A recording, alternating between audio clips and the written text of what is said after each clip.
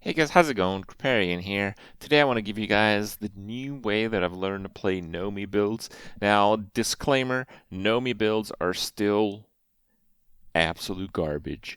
Do not play Nomi builds unless you're heavily smurfing or your MMR only has 3 numbers in it. Nomi builds are too slow for this meta where everyone is going crazy in mid-range. Now, there are a few exceptions, and I'm about to give you guys one of them that you can kind of play Nomi builds this way. So one exception is you're playing a really overpowered hero, and somehow I can't even imagine you triple like a token card leveling up with Omu, and it's turn 5, and you have like a Nomi, and your entire tavern is 5 Elementals. That's the time to go Nomi, my friends.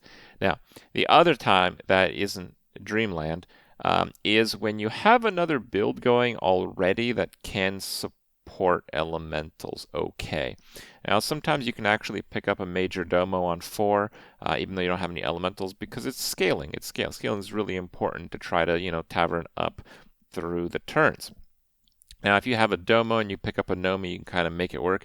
If you have a domo and you have like a powerful card, maybe you have like a deflected bot with an iron sense, you can really funnel some buffs into it.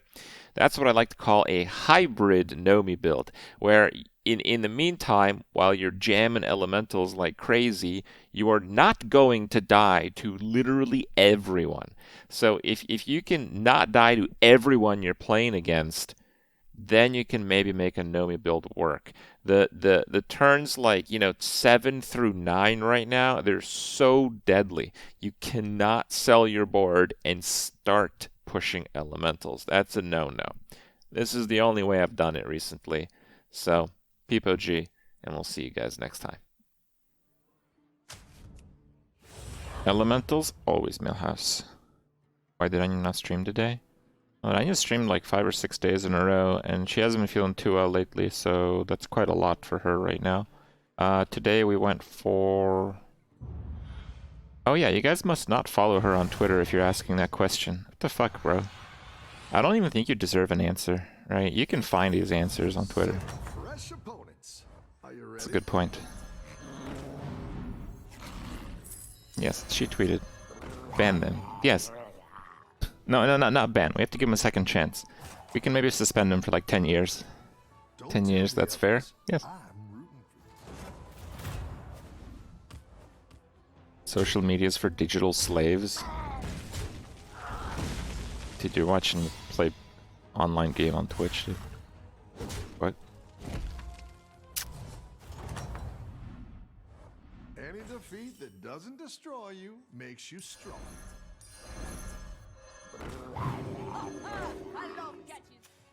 Pokemon card openings? No. You can see the time at my place. It's literally on the screen.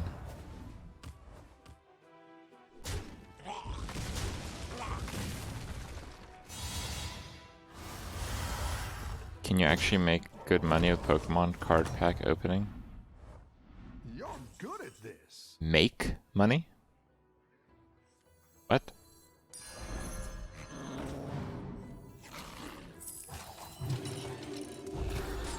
The only way you make money is in your imagination, where everything you open is a perfect PSA 10 quality card.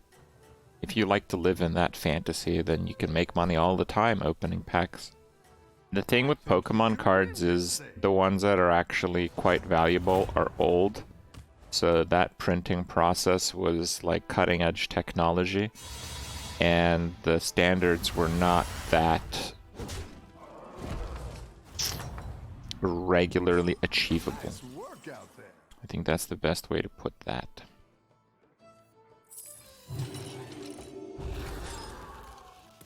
Like, to make... So, first off, the reason there's a lot of variations in the first few sets, but primarily the first set of the Pokemon trading card game, is because Pokemon started as like a TV show, and then it blew up really fast. So those guys are like, shit, dude, we gotta like get merchandise. Yeah, we gotta get merchandise. How do we do that? Well, let's make like cards. Okay, who makes cards? Magic the Gathering makes pretty good cards. Yeah, that's the one. Let's get those guys to make our cards. yo, Magic the Gathering, I'm gonna need some cards and I need them done yesterday. And Magic the Gathering's like, the fuck? So like, alright, we'll do our best. It's like, alright, we need these cards to be as shiny as fucking possible and have all these, like, fancy shit on them. And Magic the Gathering's like, okay, dude, we'll try, but no promises. So they tried, and some of them came out pretty well, but like the average card you open, and I'm talking fresh from a pack here, okay? The average card that you open fresh from a pack is often not that high quality. And that's just the nature of it. I think I'll go with this. You're down a minion and up a gold. I didn't like that one either. Here's a gold for the trouble.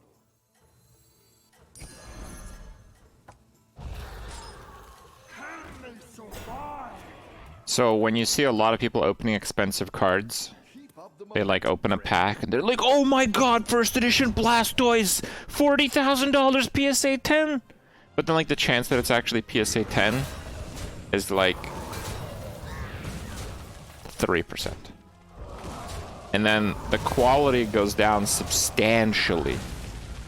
Because do you know how many like PSA 8 and PSA 9 Blastoises there are out there?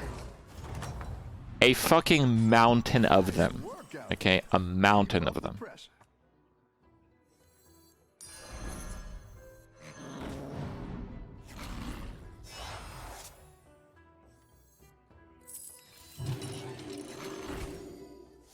At least 3.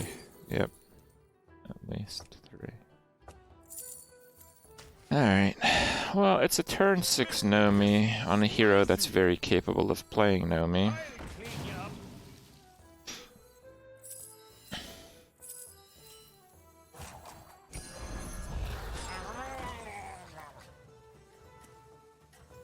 Can I explain PSA 10?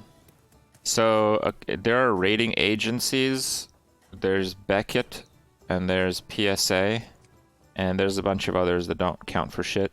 And basically, they tell you the quality of a card by a certain standard that they try their best to adhere to.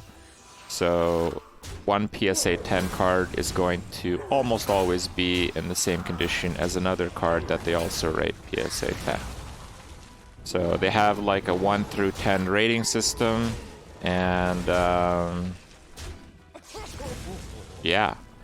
The criteria for the rating is the back of the card, the front of the card, the corners, the centering, any kind of defects. There's very few printing defects that are considered good. A good tactical choice. Got one golden card there. I don't know, is that good enough? Gonna keep it for a while. Yeah, maybe it is good enough. Actually. Let's do this. My seal for honor. That's what I would have picked. So, if you buy like a new product, like trading cards, in general, the standards of today are pretty consistent and pretty good. So if you go to the store and buy like a Pokemon pack that just came out, if it's like pack fresh, it's typically going to be pretty close, if not a 10 in terms of the quality of the card. But that is not at all true for old cards that have been sitting around in some asshole's basement for 20 years with like water damage and that kind of shit. That's not the same. And from those old sets, like, you know, stuff made like 20 years ago or whatever, it's also not true because even fresh from a pack, they couldn't really hit the quality regularly enough.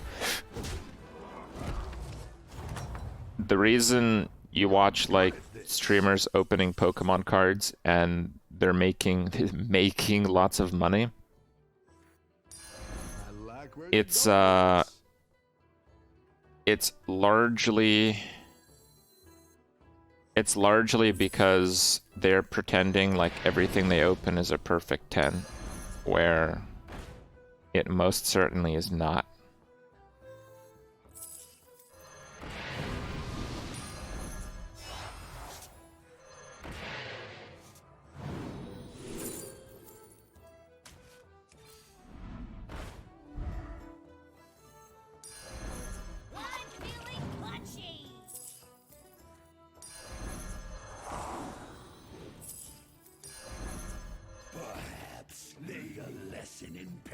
Okay. Should I buff that? Yeah, that's fine. The fact of the matter is that there are very few exceptions where the average value of an unopened pack is worth even the same, let alone more. The cards inside. Okay, I think I said it backwards. Almost never is the expected value of the cards inside worth the same or more than the pack if it's unopened of any card set at any time. Very few exceptions. Because if that happens, and it does happen, it doesn't happen for a very long time. Some dude goes on eBay and buys them all up. That's what happens. Still going? Well, I actually know quite a bit about this. It's something I'm like personally interested in.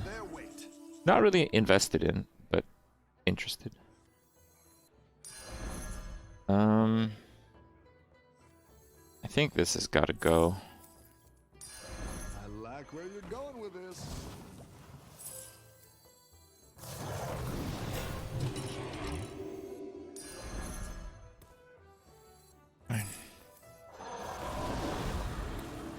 I think I would want to buff that, so yeah, I'm gonna do that. A week-long stream like Lud. We actually were thinking of doing like a month-long stream. We had kind of started planning it like a year ago, but then I don't know, we thought there really wasn't too much to it. Like I can stream for like 20 hours a day for a month, probably not too bad, and then Anya would stream for like 5 hours. Yep.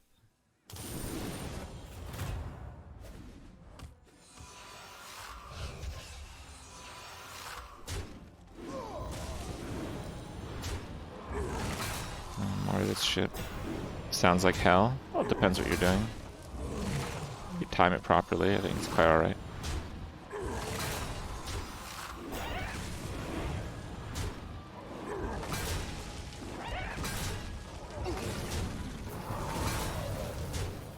Oh, I only sleep like 6 hours a day. If I start pretty healthy, like fairly rested, and I'm doing something that I can binge, like I don't think I can binge Battlegrounds 20 hours a day. But yeah, if it's something I can binge, I think I can make it work okay. The strongest, but it'll fight hard. Well, okay.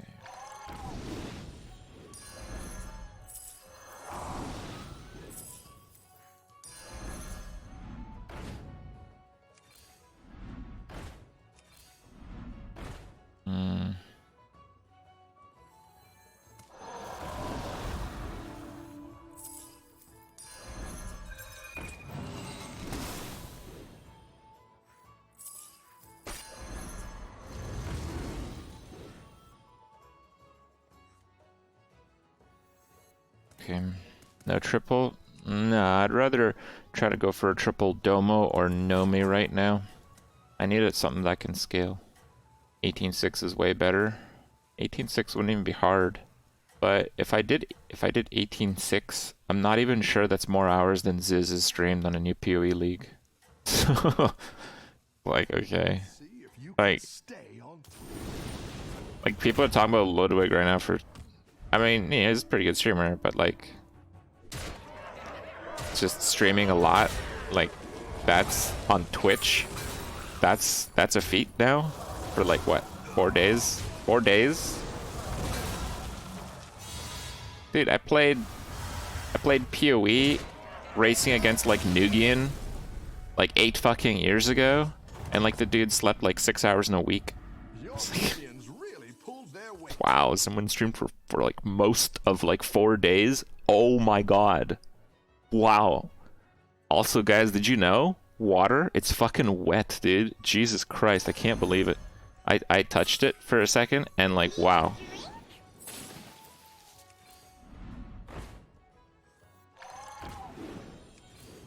Better hire a recruit Oh, while that's you nice. can.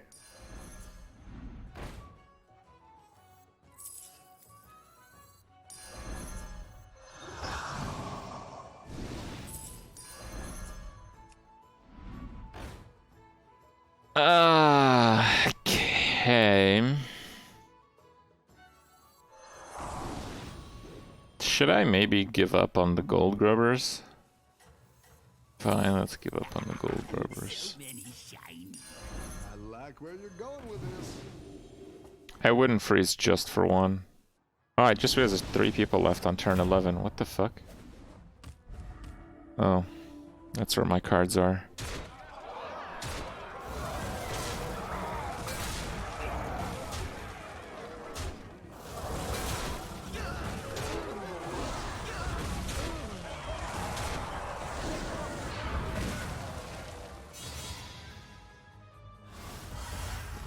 Well, none of us have played each other, so 1 and 2 to get the ghost. Battle, pick your No song ghost. back up, turn it Shit. around.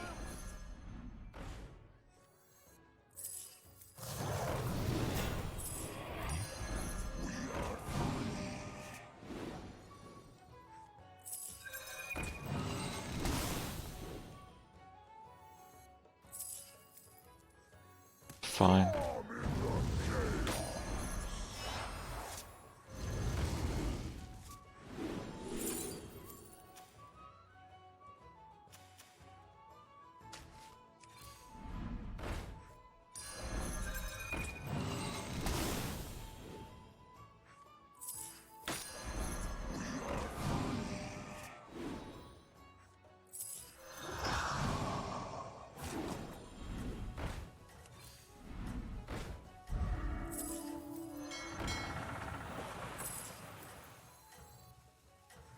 I think I have to do this turn.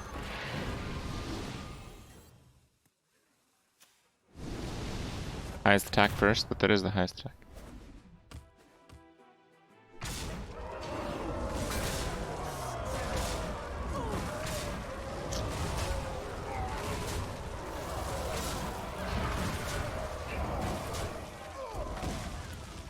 Got him.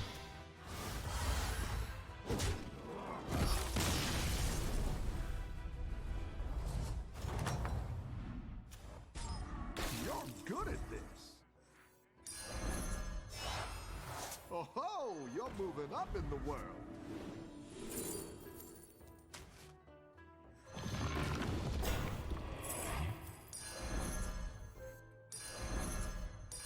Go big or go home, I always say.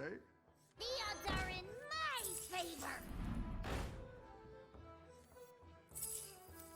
I'm feeling punchy.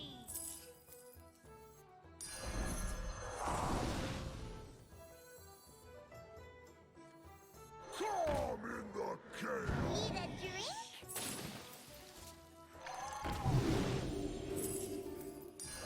That one might make all the difference.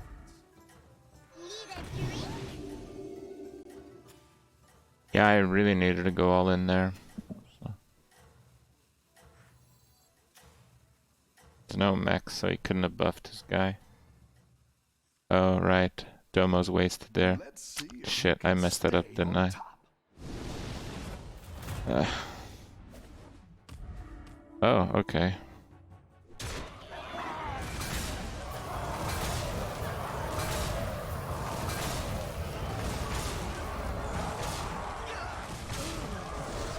Winner!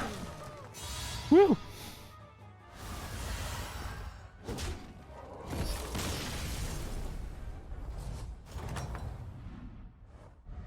What does that guy do? He got shit on. Ease.